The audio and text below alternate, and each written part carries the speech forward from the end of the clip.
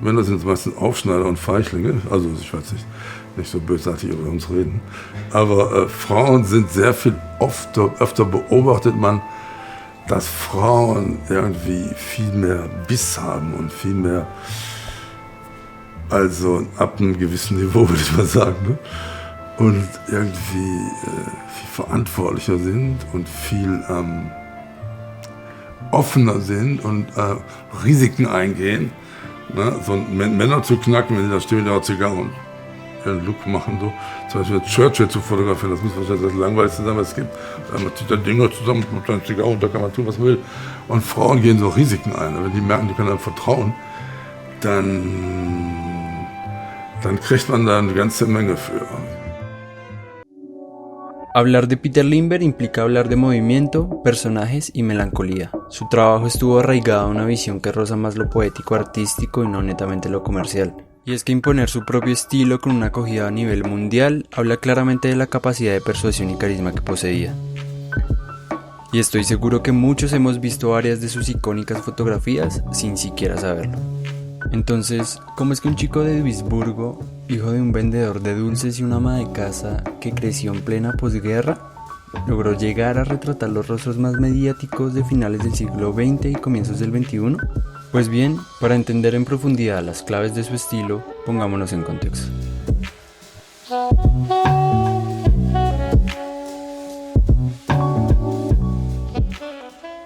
En 1944, el mundo aún se encontraba bajo el manto de la Segunda Guerra Mundial, y especialmente Europa vivió un panorama bastante deprimente.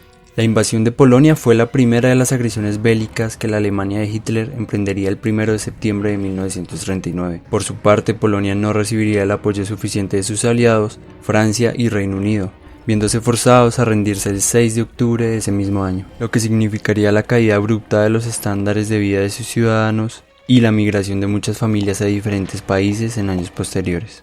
La familia de Peter, en busca de un nuevo hogar y mejores oportunidades, viaja a una pequeña localidad llamada Duisburgo, al noroeste de Alemania, una región llena de industrias que siempre recordaría con cariño y que, como veremos más adelante, marcaría parte de su estilo.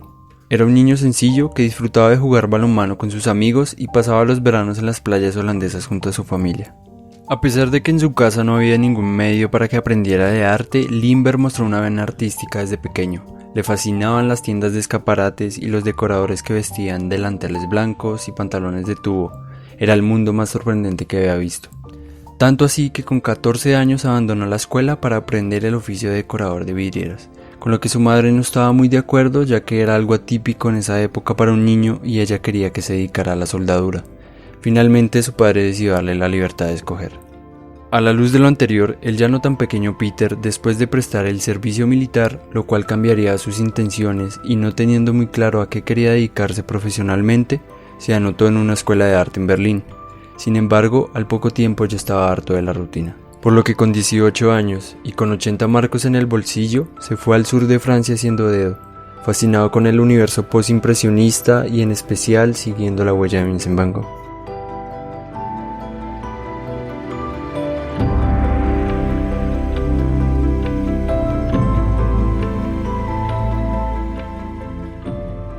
En aquella época se imaginaba viajando por el mundo entero, arreglárselas con algunos trabajos en fincas, durmiendo en establos, viviendo en todos lados.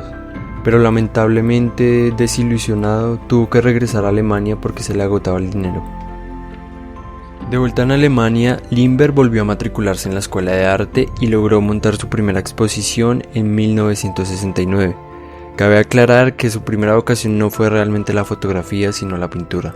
Uno de sus amigos de juego de la infancia, preocupado por la vida que venía llevando, le ofreció trabajo con Hans Lux, un fotógrafo publicitario que buscaba un asistente y con el que aprendería el valor de la fotografía como medio de expresión.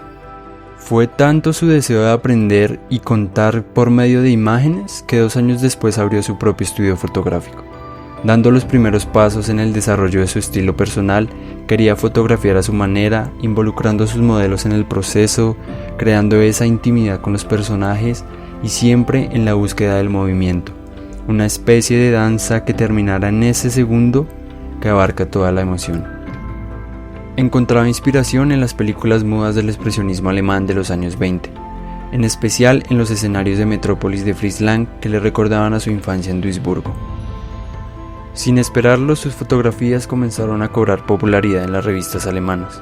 Despertando el interés de la revista Marie Claire en Francia, le encantaba París, por lo que no lo pensó mucho y se trasladó en 1978 para concentrarse en la alta costura.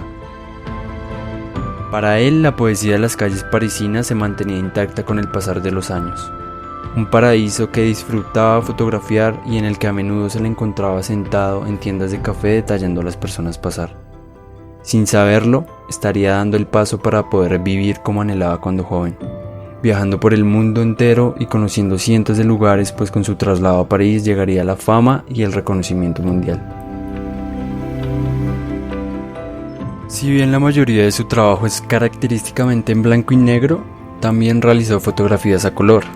Aún así, se logra reconocer que son imágenes de su autoría, pues lo más importante para él no era la ropa, el maquillaje o los peinados, pues los prefería sencillos. Lo realmente importante era relatar la historia de estas mujeres naturales y conscientes de sí mismas, cambiando por completo la imagen de la modelo como un maniquí viviente por mujeres llenas de sentimiento, y a su vez diluyendo los límites entre ambos sexos, fotografiando modelos con cabello corto siendo algo inusual para esa época. Y claro, para poder transmitir esto, la atención siempre debía ir en los rostros, la mirada y la expresión, intentando disminuir distracciones con elementos como la baja profundidad de campo, escenarios sencillos y fondos con poca información. A la vez le permitía a estas top models, que por cierto este concepto de supermodelo se le atribuye en su mayoría a él, acostumbradas a vestuarios y maquillajes elaborados de grandes producciones, a ser ellas mismas, a lograr esa intimidad que les permitía mostrarse de esa manera más sincera, y claro, todo aquel que buscara esto quería trabajar con él. Tanto Pedro Almodóvar para el póster de Hablé con ella de 2002, como Beyoncé para su álbum I Am Sasha Fierce de 2008, por poner algunos ejemplos. Claramente tuvo una transformación, pero nunca perdió la esencia de lo que él creía. Podríamos decir que más bien iba añadiendo elementos que aportaran al concepto con los que iba trabajando dependiendo de lo que quisiera contar. Si miramos su obra encontramos su etapa más influenciada por el cine expresionista alemán, en donde casi que convertía a sus modelos en personajes dignos de una película, mostrándolas con estos maquillajes y peinados cargados, en escenarios solitarios y en donde el contraste de la imagen es mucho más marcado. De cierta manera logra sumergirte en este mundo medio frío gótico en el que los personajes están solos y lo realmente importante no es lo que pasa a su alrededor, sino sus sentimientos. Por otro lado, muchas de sus imágenes, por no decir que la gran mayoría, buscaban retratar de una manera más natural. Acá vemos un maquillaje casi que mínimo, peinados y vestuarios sencillos, un contraste más bajo y controlado, prácticamente lograba capturar esa parte más íntima de sus modelos. Por último están sus fotografías más glamurosas, en las que los perros, el espacio y el vestuario sí juegan un papel fundamental. Acá es mucho más notorio el movimiento y la interacción de las modelos con su entorno. Lamentablemente Lindbergh falleció el año pasado, por lo que en Videodrome quisimos hacerle un homenaje a su obra, y es que con más de 70 años no paró de fotografiar nunca. Por eso si algo se puede aprender de su historia es a trabajar en lo que se cree, sin importar si va en contra de los moldes establecidos. Y ahora frente a una industria que sigue en constante crecimiento, actualmente tan saturada de imágenes y en donde la edición de la fotografía es esencial en el proceso, está bueno recordar que una de las herramientas más valiosas para un fotógrafo es algo tan sencillo como la empatía. En su última exposición abierta al público el 20 de junio de este año en Hamburgo, que claro, no llegaría a presenciar, reúnen más de 150 fotografías seleccionadas por el mismo Peter, que dan constancia de una declaración íntima y personal sobre su trabajo, de la huella imborrable que deja en la cultura contemporánea y en la historia de la fotografía. Como parte del homenaje, uno de sus amigos más íntimos, el cineasta alemán Wim Wenders, conocido por dirigir Paris, Texas y La Sal de la Tierra, si no se las han visto, véanlas, muy recomendadas, y que probablemente hablemos de Sebastián Salgado más adelante, dijo lo siguiente: